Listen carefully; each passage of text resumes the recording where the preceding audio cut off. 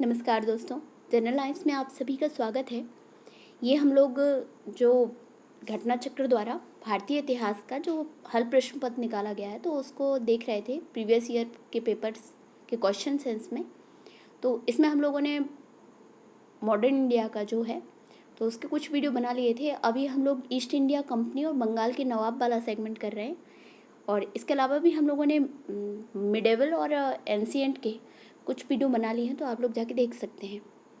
तो चलिए स्टार्ट करते हैं, नोट्स से स्टार्ट करते हैं। इसको क्या है, मुगल सम्राट द्वारा स्वतंत्र रूप से नियुक्त बंगाल का अंतिम गवर्नर मुर्शीद कुली खां। तो ये कहाँ से बता रहे हैं, ये लोग जब ईस्ट इंडिया कंपनी और बंगाल के नवाब का ये जो स्टार्टिंग हुई थी, जब जहाँ से मुर्शीद कुली खां, जब औरंगज़ेब मर गया था उसके बाद जो मुर्शीद कुली खां था तो उसने धीमे धीमे स्वतंत्र होना स्टार्ट किया मुग़ल जो सत्ता थी उससे, और अपना एक बंगाल को स्वतंत्र राज्य की ओर स्थापना करने की ओर अग्रसर था उस टाइम ना।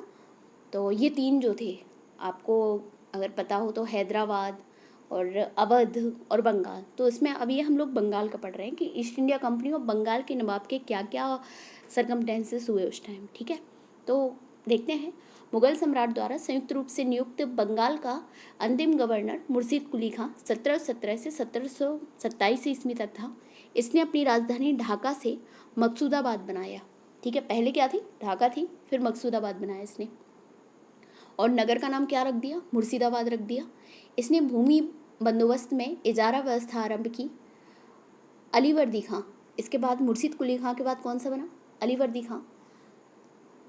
1740 से 1756 ने यूरोपीय की तुलना मधुमक्खियों से की। अलीवर्दी खां जो था उसने यूरोपियों की तुलना किससे की थी, मधुमक्खी से की थी। ठीक है, और कहा कि यदि उन्हें ना छेड़ा जाए तो वे शहीद देंगी, यदि छेड़ा जाए तो वे काट काट कर मार डालेंगी। ये इसने अपने जो भतीजा था ना सिराजुद्दौला, उसको समझाया था कि ये अंग्रेज हैं, इन्हें अगर छेड़े नहीं तो ये शहीद देंगे, और अगर छेड़ दिया ना तो ये काट काट के मार डालेंगी। और इसकी मृत्यु के पश्चात इसका दौहित्र सिराजुद्दौला उत्तराधिकारी बना। ठीक है, तो पहले मुर्शीद कुली खां, फिर अलीवर्दी खां, और फिर उसके बाद सिराजुद्दौला। कहते हैं अलीवर्दी खां बंगाल की जो शासक थे उसमें सबसे ज़्यादा बुद्धिमान नवाब माना जाता है। ठीक है, शासक माना जाता है। तो इसकी मृत्यु के पश्चात कौन बना था, सिराजुद्दौला उत्तराधिकारी बना। ब्लैक होल की कथित घटना 20 जून 1756 को सिराजुद्दौला के समय हुई।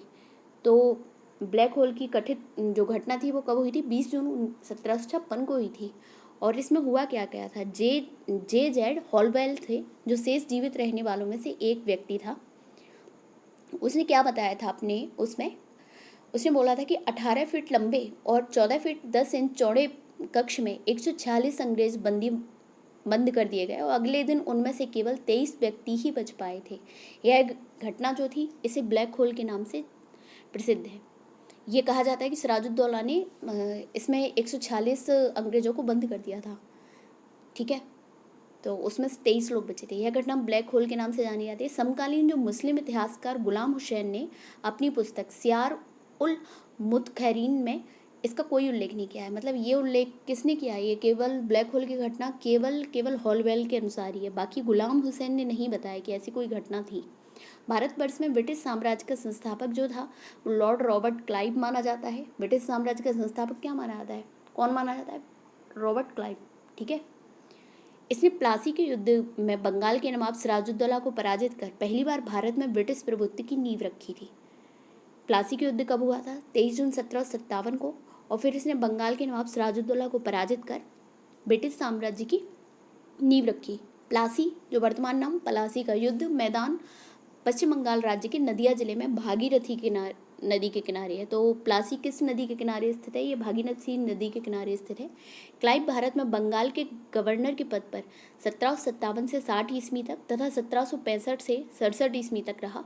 इस दौरान उसने अवध के नवाब शुजाउद्दौला के साथ इलाहाबाद की संधि की। कब कब रहा है? 1757 से 60 के बीच में रहा है, जब प्लासी का युद्ध हुआ। फिर उसके बाद 1765 से 67 तक, जब क्या हुआ था, बक्सर के युद्ध के बाद जो संधि हुई थी ना, उस टाइम ये आ गया था, ठीक है, इलाहाबाद की संधि के टाइम। इस दौरान उसने अवध के नवाब सिराजुद्दौला के साथ इलाहाबाद की संधि की। अंग्रेज सैनिकों का एक श्वेत विद्रोह उसके समय ही हुआ था। ये सुजाउद्दौला और दिल्ली का जो नवाब था ना, उन दोनों के साथ इसने संधि की थी। एक 12 अगस्त को हुई थी और एक 16 अगस्त को, ठीक है, 1765 में, ठीक है। अंग्रेज सैनिकों का एक श्वेत विद्रोह जिसके समय हुआ था। क्लाइव द्वारा बंगाल में सफलतापूर्वक एक लुटेरा राज्य की स्थापना की गई।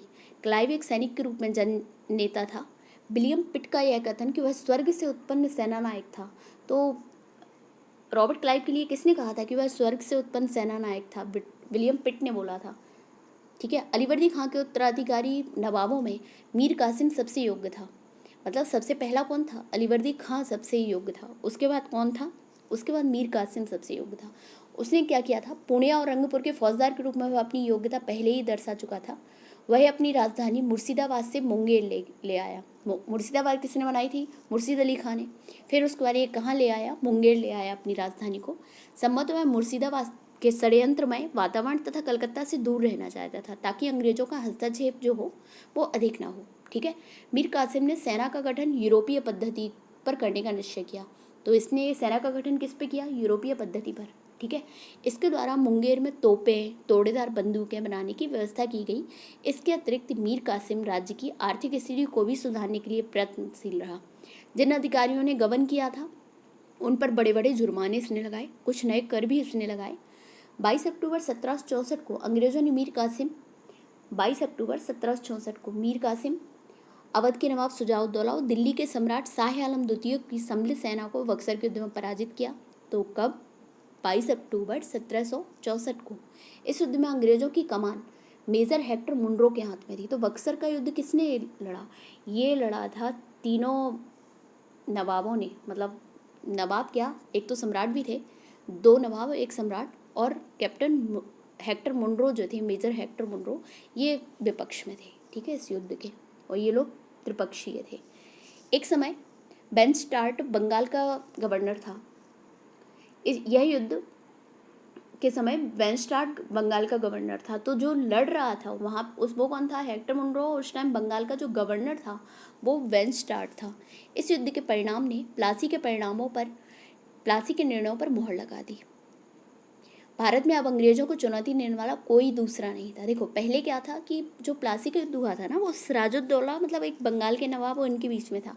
लेकिन यहाँ पे अब क्या था, जो मेन वहाँ पे उस टाइम की शक्तियाँ थी ना, एक दिल्ली का सम्राट, दूसरा अवध का नवाब और तीसरा बंगाल का। तो संयुक्त सेना को इन्होंने अंग्रेजों ने परास्त किया था। तो इस कारण इनके ये हो गया कि अब इन्हें चुनौती देने वाला कोई नहीं है, ठीक है। इलाहाबाद तक का प्रदेश अंग्रेजों के अधिकार में आ गया और दिल्ली विजय का मार्ग खुल गया, ठीक है। बक्सर का युद्ध भारतीय इतिहास में निर्णायक सिद्ध हुआ। बक्सर के युद्ध के समय बंगाल का नवाब मीर जाफर और दिल्ली का शासक शाह आलम द्वितीय था। तो जो प्लासी का युद्ध था उसके बाद इन्होंने मीर जाफर को बनाया था नवाब।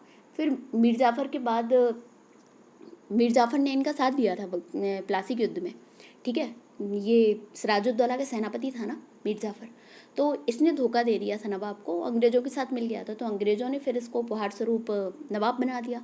लेकिन वही चीज़, ये नवाब के कारण नवाब ये अपनी अंग्रेजों के हस्तक्षेप के कारण परेशान हो गया। तो ये फिर हर चीज़ में इन दोनों मतलब अंग्रेजों और नवाब के बीच में मनमुटाव होने लगा। मनमुटाव हुआ तो इन लोगों ने क्या किया कि मीर जाफर को हटा के मीर कासिम को बना दिया। और मीर कासिम का भी यही रहा कि मीर कासिम कहते हैं ना कि सबसे योग्य था दूसरा। तो इसने अपनी पहले नंबर राजधानी चेंज की, उसके बाद अपनी सेना को भी यूरोप पद्धति पर किया। और जो एक मैन था चुंगी का, तो क्या करते थे ये लोग अंग्रेज कि हमारा जैसे इन पे तो चुंगी कर नहीं लगाया जाता था, इन्हें फ्री कर दिया गया था, मुक्त व्यापार था। लेकिन जो और जो व्यापारी थे उन पे ये लोग कहते थे कि चुंगी लगाओ। तो इसने क्या किया था मीर कासिम ने कि सभी को मुक्त कर दिया था कि कोई कर नहीं देगा। तो इस बात से अंग्रेजों इसमें खटपट हो गई। और उसके बाद मीर कासिम के और कौन था सम्राट और इनका बक्सर का युद्ध हुआ। और बक्सर के युद्ध में जब मीर कासिम हार गया तो उसके बाद इन्होंने फिर से मीर जाफर को बना दिया गया। एक किसे कहते थे, उपाधि दी गई थी कि अंग्रेज़ों का गीदड़, ठीक है, कंपनी का गीदड़ या फिर। तो इलाहाबाद की दूसरी संधि जो हुई थी वो कब हुई थी? 16 अगस्त 1765 के अनुसार शाह आलम को अंग्रेजी संरक्षण में ले लिया गया। तो अब जो शाह आलम था वो अंग्रेजी संरक्षण में आ गया, उसे इलाहाबाद में रखा गया। इलाहाबाद और कड़ा का जो क्षेत्र नवाब के लिए छोड़ दिया गया, शाह आलम को मिला। और 12 अगस्त 1765 को संधि के अनुसार मुगल बादशाह शाह आलम द्वितीय ने कंपनी को बंगाल, बिहार और उड़ीसा की दीवानी स्थायी रूप में दे दी गई। अब यहाँ से स्थायी रूप में दीवानी मिल गई तो अंग्रेजों को क्या मिल गया? एक सोर्स मिल गया, पैसों का मिल गया, आर्थिक का। तो अब उसे ज़रूरत नहीं थी बाहर से मंगवाने का, अब यहाँ पे इंडिया में स्थायी हो गया इनका, ठीक है। इस समय Robert Clive east India company का बंगाल का गवर्नर था। उसी समय बंगाल में द्वैध शासन की शुरुआत हुई। तो द्वैध शासन की शुरुआत कब हुई? रॉबर्ट क्लाइव के समय, ठीक है। इसने क्या किया? कंपनी के दीवानी कार्य के लिए 2 उपदीवान, बंगाल के लिए मोहम्मद रजा खान और बिहार के लिए राजा शितब राय की नियुक्ति की। दीवानी कार्य के लिए 2 उपदीवान, बंगाल में कौन था? मोहम्मद रजा खान, और बिहार के लिए राजा शितब राय, ठीक है। अच्छा, द्वैध शासन कैसा था कि मतलब कुछ काम कंपनी को दे दिए, कुछ चीज़ें नवाब को थी, तो ऐसे द्वैध शासन हो रहा था। हालांकि नवाब को एक केवल नाम मात्र की चीज़ें थी, वास्तविक जो चीज़ें थी वो पूरा कंपनी के उसमें थी। शाह आलम द्वितीय का संपूर्ण जीवन आपदाओं से ग्रस्त रहा और उसे अंधा कर दिया गया। शाह आलम द्वितीय के समय में ये शाह आलम को अंधा कर दिया गया, और उसके बाद ये पता इनका उद्धार कब होता है? ये तब होता है जब नाना फडणवीस, माधवराव जो मराठा आते हैं ना, तब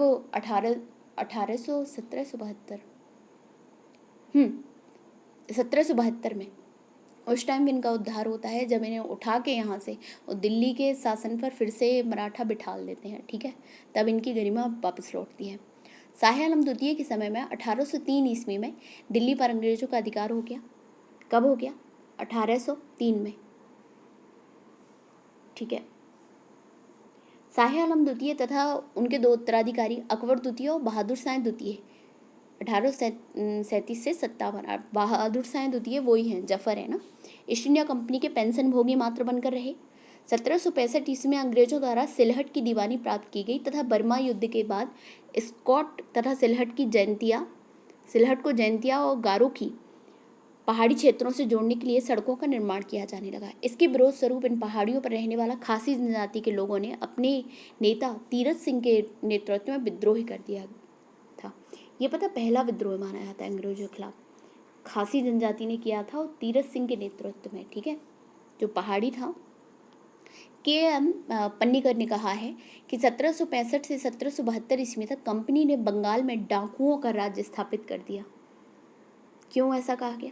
इसलिए क्योंकि ये लोग केवल लूटते थे, इनका केवल यही उद्देश्य रह गया कि धन उगाना, ठीक है। तो ये हम लोग का एक्सप्लेनेशन कंप्लीट हुआ। अब हम लोग चलिए क्वेश्चन को देखते हैं। निम्नलिखित में से कौन एक मुगल सम्राट द्वारा नियुक्त बंगाल का अंतिम गवर्नर था? तो बंगाल का अंतिम गवर्नर मुगल सम्राट द्वारा नियुक्त, तो अभी मुर्शिद कुली खां बताया था ना मैंने, उसके बाद तो अलीवर्दी खान ने पूर्ण रूप से स्वतंत्रता प्राप्त कर ली थी, ठीक है। मुगल सम्राट फारूक शेर द्वारा 1717 ईस्वी में मुर्शिद कुली खान को बंगाल के गवर्नर नियुक्त किया गया। मुर्शिद कुली खान की मृत्यु के पश्चात उसका दामाद सुजाउद्दीन बंगाल का सूबेदार बना, जिसे तत्कालीन मुगल सम्राट मोहम्मद शाह रंगीला द्वारा मान्यता प्रदान की गई। अतः मुगल सम्राट द्वारा नियुक्त बंगाल का अंतिम गवर्नर मुर्शिद कुली खां था, ठीक है। नेक्स्ट है मुगल बादशाह द्वारा नियुक्त बंगाल का अंतिम सूबेदार, तो वही था मुर्शिद कुली खां। निम्नलिखित में से कौन सा युद्ध था जिसने भारत में ब्रिटिश प्रभुत्व को प्रारंभ किया? तो प्रभुत्व को जो प्रारंभ था वो प्लासी का युद्ध था, और वास्तविक में कब स्थापित हो गया? तो बक्सर की लड़ाई से। क्या था? भारत में ब्रिटिश प्रभुत्व का प्रारंभ प्लासी के युद्ध से हुआ। प्लासी के युद्ध में रॉबर्ट क्लाइव के नेतृत्व में अंग्रेजों ने बंगाल के नवाब सिराजुद्दौला को पराजित किया। नवाब की सेना 3 राजद्रोहियों मीर जाफर, यार लतीफ़ और राय दुर्लभ की सेना नायकत्व में थी। नवाब की एक अग्रगामी टुकड़ी के नेता मीर मदान और मोहनलाल कौन कौन थे? ये ध्यान रखना, एक तो थे मीर मदान और दूसरा कौन थे? मोहनलाल थे। ये 2 ही थे जो लड़ रहे थे, ठीक है। सहसा एक गोली से रणभूमि में ही मीर मदान मारा गया। नवाब सिराजुद्दौला द्वारा अपने प्रमुख अधिकारियों से मंत्रणा के दौरान मीर जाफर ने उसे पीछे हटने को कहा और यह भी कहा कि नवाब को सेना का नेतृत्व सेनाध्यक्षों के हाथों में छोड़ युद्ध क्षेत्र से चला जाना चाहिए। सिराजुद्दौला वापस मुर्शिदाबाद लौट गया, यही उसकी हार का कारण बना। प्लासी के युद्ध ने अंग्रेजों को तात्कालिक सैनिक और वाणिज्यिक लाभ प्रदान किए। इसने कृषि उत्पादन दस्तकारियों के क्षेत्र में अग्रणी 3 राज्यों बिहार, बंगाल और उड़ीसा में राजनीतिक प्रभुत्व स्थापित करने के लिए पृष्ठभूमि तैयार की। इस युद्ध ने वस्तुतः भारत में ब्रिटिश साम्राज्य की नींव डाली और उसे भारत में ब्रिटिश ईस्ट इंडिया कंपनी की पहली निर्णायक सफलता माना जाता है, जबकि सर्वाधिक निर्णायक युद्ध बक्सर का युद्ध था, जिसने भारत में वास्तविक रूप से ब्रिटिश प्रभुसत्ता स्थापित की। नेक्स्ट है इंग्लैंड की ईस्ट इंडिया कंपनी की भारत में प्रथम निर्णायक सैन्य सफलता मानी जाती है। तो सैन्य सफलता प्लासी का युद्ध मानी जाती है। वैसे तो नहीं मानना चाहिए क्योंकि लड़ा ही नहीं गया ये युद्ध। तो प्लासी का युद्ध लड़ा गया था, कब लड़ा गया था? तो 1757 में, 22 अक्टूबर, ठीक है। नहीं, सिराजुद्दौला लॉर्ड क्लाइव द्वारा परास्त हुआ था। कौन से युद्ध में? ये लॉर्ड क्लाइव द्वारा, हाँ, प्लासी के युद्ध में। भारतवर्ष में ब्रिटिश साम्राज्य का संस्थापक कौन था? तो रॉबर्ट क्लाइव माना जाता है। भारतवर्ष में ब्रिटिश साम्राज्य का संस्थापक रॉबर्ट क्लाइव को माना जाता है, जिसने प्लासी के युद्ध 23 जून को हुआ था, ठीक है। अक्टूबर में तो बक्सर का हुआ था और ये कब हुआ था? 23 जून 1757 को। और कालकोट की घटना कब हुई थी? ये हुई थी 20 जून को। मैं बंगाल के नवाब सिराजुद्दौला को पराजित कर पहली बार भारत में ब्रिटिश प्रभुत्व को नींव रखी, ठीक है। नेक्स्ट, निम्न में से किसे स्वर्ग से उत्पन्न सेना नायक कहा गया? तो ये कहा गया रॉबर्ट क्लाइव को। किसने? विलियम पिट ने कहा था, ठीक है। क्लाइव के एक सैनिक के रूप में जननेता था। विलियम पिट का यह कथन है कि वह स्वर्ग से उत्पन्न सेना नायक था, अ हेवन बॉर्न जनरल कहलाता था। प्लासी का युद्ध मैदान कहाँ स्थित है?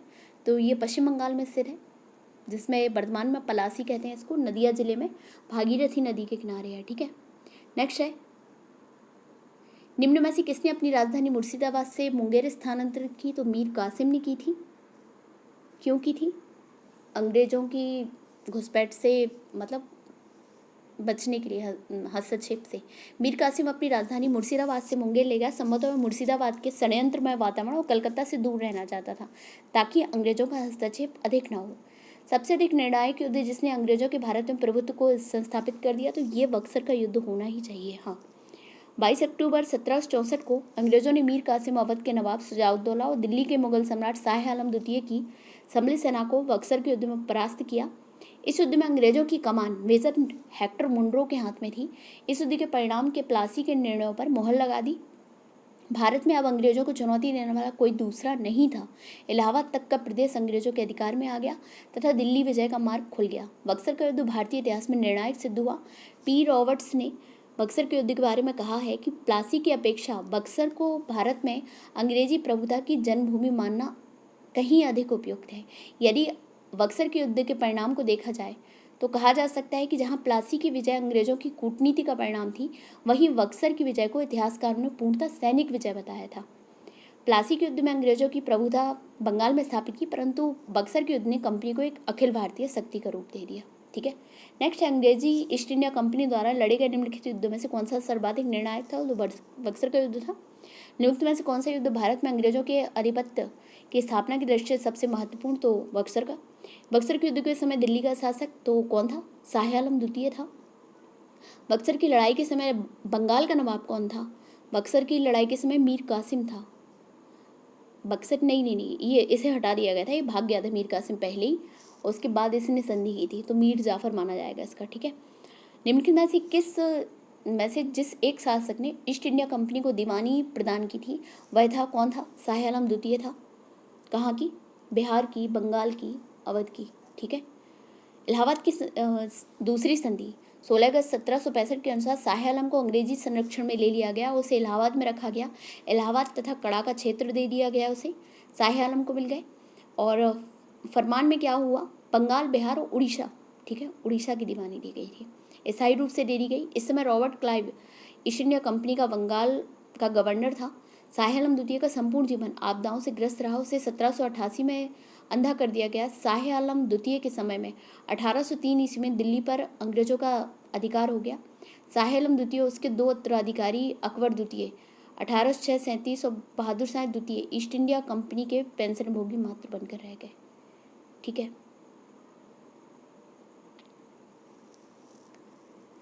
तो नेक्स्ट है 1765 में ईस्ट इंडिया कंपनी को बंगाल की दीवानी किसने प्रदान की? तो मुगल सम्राट ने। किस गवर्नर ने के कार्यकाल में ईस्ट इंडिया कंपनी को शहंशाह शाह आलम द्वारा बंगाल, बिहार और उड़ीसा की दीवानी का अधिकार लिया गया? तो रॉबर्ट क्लाइव। 1765 में क्लाइव आ चुका था। सम्राट शाह आलम द्वितीय ने ईस्ट इंडिया कंपनी को बंगाल, बिहार और उड़ीसा की दीवानी प्रदान की। तो कब की थी इन्होंने? सबसे पहली जो संधि हुई थी ना इलाहाबाद की 12 अगस्त को, उसमें की थी। उसके बाद ये 16 अगस्त को दूसरी संधि हुई थी। ठीक है, नेक्स्ट है इलाहाबाद की संधि के साथ रॉबर्ट क्लाइव ने मुर्शिदाबाद का उपदीवान किसे बनाया गया? तो मुर्शिदाबाद मतलब पश्चिम बंगाल, उसमें किसको था? मोहम्मद रजा खान। और जो सिताब राय थे वो कहाँ के? बिहार के बने थे। इलाहाबाद की दूसरी संधि 16 अगस्त 1765 के अनुसार भगोड़े सम्राट शाह आलम को अंग्रेजी संरक्षण में ले लिया गया और उसे इलाहाबाद में रखा गया। उपरोक्त संधि के प्रावधान द्वारा बंगाल कंपनी को बंगाल, बिहार, उड़ीसा की दीवानी स्थायी रूप से दे दी गई। नज्म-उद-दौला को बंगाल का नवाब स्वीकार किया, जिसके बदले नवाब द्वारा सम्राट को 26 लाख रुपए वार्षिक अदा करना था। इस समय कंपनी सीधे कर संग्रह करने का भार ना तो लेना चाहती थी और ना ही उसके पास ऐसी क्षमता थी। कंपनी ने दीवानी कार्य के लिए 2 उपदीवान, बंगाल के लिए मोहम्मद रजा खान और बिहार के लिए राजा सितब राय को नियुक्ति की। मोहम्मद रजा खान उप नाजिम के रूप में भी कार्य करते थे। इस प्रकार समस्त दीवानी या निजामत का कार्य भारतीयों द्वारा ही चलता था। यद्यपि अधिकार किसके हाथों में था? कंपनी के हाथों में था।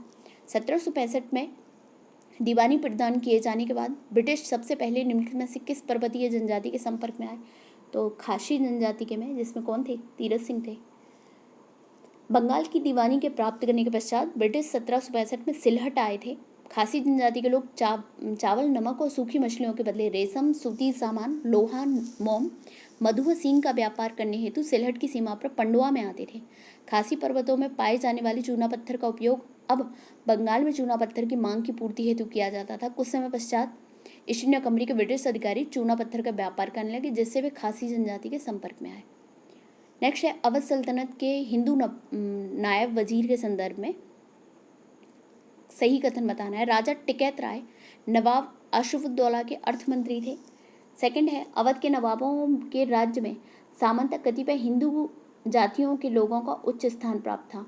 तो एक और दो दोनों सही है इसमें। ठीक है,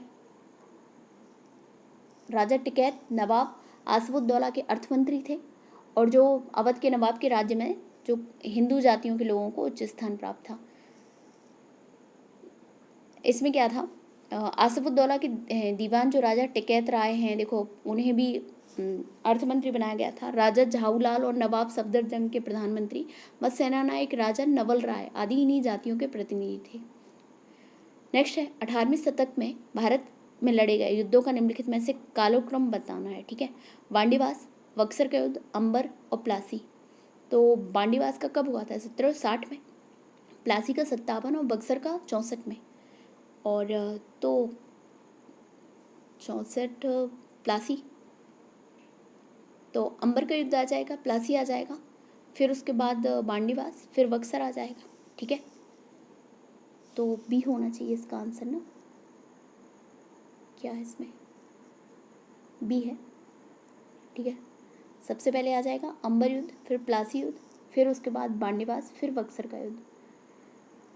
देख लेते हैं अंबर युद्ध कब हुआ था। ये हुआ था अगस्त 1749 में हुआ था। मुजफ्फरजंग, चांदा साहब तथा फ्रांसीसियों की संयुक्त सेनाओं ने बेल्लूर के समीप अंबूर नामक स्थान पर, या फिर अंबर, कर्नाटक के नवाब अनवरुद्दीन को पराजित कर उसकी हत्या कर दी। मुजफ्फरजंग दक्कन का सूबेदार बन गया। इस उपलक्ष्य में उसने अपने हितकारी डुप्ले को कृष्णा नदी के दक्षिणी भाग में के मुगल प्रदेशों का गवर्नर नियुक्त कर दिया। उत्तरी सरकार के कुछ जिले भी फ्रांसीसियों को दे दिए। इसके अतिरिक्त मुजफ्फरजंग की प्रार्थना पर एक फ्रेंच सेना की टुकड़ी बस्सी के नेतृत्व में हैदराबाद में तैनात कर दी गई थी। ये एग्जाम्पल बना है किस चीज़ के लिए? ये जो सहायक संधि का है ना, ये उसी के लिए। तो इसी में ये डुप्ले का आ गया। अब डुप्ले सहायक संधि का यहाँ से उसने स्टार्ट कर दिया। और साथ में क्या किया इसने, जो वो होता है ना फूट डालो की राजनीति, ये डुप्ले का ही पूरा है। जैसे फॉलो फिर इन लोगों ने पूरा कर लिया कि हाँ डुप्ले ने जो किया उसका इन लोगों ने पूरा, इसमें पूरे इंडिया पे इन लोगों ने उसको क्या कर दिया, अपनी नीति का जरिया बना लिया। ठीक है, प्लासी का युद्ध जून 1757 में हुआ था। अंग्रेजों तथा बंगाल के नवाब सिराजुद्दौला के युद्ध के परिणाम स्वरूप अंग्रेजों का पूरे बंगाल पर नियंत्रण हो गया। क्लाइव ने मीर जाफर को बंगाल का नवाब बनाया। नवाब बनने के बाद मीर जाफर ने अंग्रेजों को उनकी सेवाओं के लिए 24 परगनों की जमींदारी से पुरस्कृत किया और क्लाइव को 2,34,000 पाउंड की निजी भेंट दी। और इसी कारण क्लाइव बड़ा अमीर बन गया था कुछ कुछ, और जब यहाँ से गया था तो लोग इसे नवाब बोलते थे, नवाब बांडीवासी। और इसी कारण फिर इसने सुसाइड भी कर ली थी बाद में। बांडीवास युद्ध ये जनवरी 1760 में हुआ था। अंग्रेजों और फ्रांसीसियों के मध्य युद्ध में फ्रांसीसी पराजित हुए। अंग्रेजी सेना का नेतृत्व सर आयरकूट ने, जबकि फ्रांसीसी सेना का नेतृत्व किसने किया था? काउंट डी लाली ने। नेक्स्ट है बक्सर युद्ध। मीर कासिम अवध के नवाब शुजाउद्दौला व मुगल सम्राट शाह आलम द्वितीय की संयुक्त सेना तथा अंग्रेजों के मध्य हुआ था। युद्ध में अंग्रेज विजयी रहे। इस युद्ध में अंग्रेजी सेना का नेतृत्व हेक्टर मुनरो ने किया। उस फ्रांसीसी सेनापति का नाम बताइए जो 1760 के बांडीवास के युद्ध में पराजित हुआ था। तो कौन था? ये काउंट डी लाली था। फ्रांसीसी में सबसे ज़्यादा जो कहा जाएगा ना, तो डुप्ले कहा जाएगा, स्मार्ट, बुद्धिमान। बांडीवासी के युद्ध 1760 में तो ब्रिटिश ने फ्रेंच को हरा दिया था इसमें, ठीक है। तो नेक्स्ट है 1760 का प्रसिद्ध बांडीवास के युद्ध अंग्रेजों द्वारा किसके खिलाफ लड़ा गया? तो फ्रांसीसियों के खिलाफ। इसमें मिलाना है, सही सुमिलित बताना है।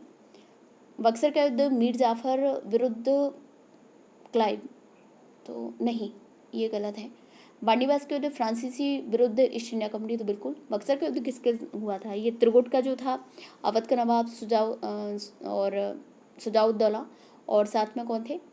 ये सम्राट शुजाउद्दौला, अवध के नवाब और ये बंगाल का नवाब, ठीक है। मतलब मीर कासिम नवाब नहीं था उस टाइम, तो इन तीनों का, और क्लाइव था, क्लाइव भी नहीं था, हेक्टर मुनरो था। बांडीवास का सही है। चिलियावाला का युद्ध डलहौजी के विरुद्ध मराठा, जी नहीं। खुर्दा का युद्ध निज़ाम विरुद्ध ईस्ट इंडिया कंपनी, नहीं। ये तो खुर्दा का युद्ध कहाँ हुआ था? 1717 में, उड़ीसा वाला था ना। तो ये कौन सा? इसमें बी सही है केवल, ठीक है। बांडीवास का युद्ध जो हुआ था, क्या हुआ? बक्सर का युद्ध 22 अक्टूबर 1764 को अवध के नवाब शुजाउद्दौला, मुगल सम्राट शाह आलम और मीर कासिम की संयुक्त सेनाओं और अंग्रेजों के मध्य हुआ था। बांडीवास के युद्ध 22 जनवरी 1760 को अंग्रेजों और फ्रांसीसियों के मध्य हुआ। इस युद्ध में फ्रांसीसी पराजित हुए। यही पराजय भारत में उनके पतन की शुरुआत थी। चिलियावाला का जो युद्ध हुआ था वो 13 जनवरी 1849 को लड़ा गया। कब लड़ा गया? 13 जनवरी 1849 को लड़ा गया। इस युद्ध में अंग्रेजी सेना का नेतृत्व लॉर्ड गफ ने किया और सिख सेना और शेर सिंह के नेतृत्व में लड़ी। यह युद्ध अनिर्णीत समाप्त हुआ। इस युद्ध के समय भारत का गवर्नर जनरल डलहौजी था। खुर्दा का युद्ध 1795, नहीं, ये खुर्दा का युद्ध वो नहीं था, वो खुर्दई का 1717 वाला जो उड़ीसा का युद्ध हुआ था वो शायद कुछ और कहलाता होगा। तो फिर खुर्दा का युद्ध 1795 में निज़ाम के विरुद्ध मराठों द्वारा लड़ा गया, जिसमें निज़ाम की हार हुई। अतः स्पष्ट है कि युग में बी सही है। निम्न में से किसने भारत में अंग्रेजों का सर्वाधिक विरोध किया? तो किसने किया? मराठाओं ने किया। भारत में अंग्रेजों का सर्वाधिक विरोध मराठाओं द्वारा किया गया। 3 आंग्ल मराठा युद्धों के बाद ही मराठा शक्ति को दबाया जा सका। मुगल साम्राज्य के खंडहरों पर मराठों ने अपनी साम्राज्य की आधारशिला रखी। उन्हीं परिस्थितियों में अंग्रेजों ने भी लाभ उठाया। प्रथम आंग्ल मराठा युद्ध में अंग्रेजों को मुँह की खानी पड़ी। सालवाई की संधि से प्रथम युद्ध बंद हुआ, 82 में जो हुई थी, 1782। बेलेज अली ने 1802 में अपनी सहायक संधि के जाल में पेशवा को बांध लिया, जो पेशवा द्वितीय थे, बाजीराव। 1818 में लॉर्ड हेस्टिंग्स ने मराठों की रही सही शक्ति को समाप्त कर दिया और ब्रिटिश सर्वोच्चता की समाप्ति की, ठीक है। तो ये हम लोगों का ब्रिटिश वाला और बंगाल वाला जो सेगमेंट था वो खत्म हुआ। नेक्स्ट जो वीडियो है उसमें हम लोग क्षेत्रीय राज्य पंजाब और मैसूर का देखेंगे। तो आपको हमारा वीडियो अच्छा लगा है तो लाइक ज़रूर करिए, चैनल को सब्सक्राइब करिए, शेयर भी करिए हमारे चैनल को। और अगर आपको हम लोगों के और भी वीडियो देखने हैं तो आप चैनल पे देख सकते हैं। उसमें हम लोगों ने यूजीसी नेट पेपर के भी प्रीवियस ईयर क्वेश्चंस के वीडियो बनाए हुए हैं, क्वेश्चन पेपर के, और बाकी जो पीजीटी टीजीटी के देने हैं उसके भी हम लोगों ने प्रीवियस ईयर पेपर के जो हिस्ट्री का पेपर है उसके कुछ वीडियो बनाए हुए हैं, तो आप देख सकते हैं। करंट के भी हम लोगों ने कुछ वीडियो बनाए हैं, घटनासार का। तो वो भी देख लीजिए। ठीक है, फिर धन्यवाद।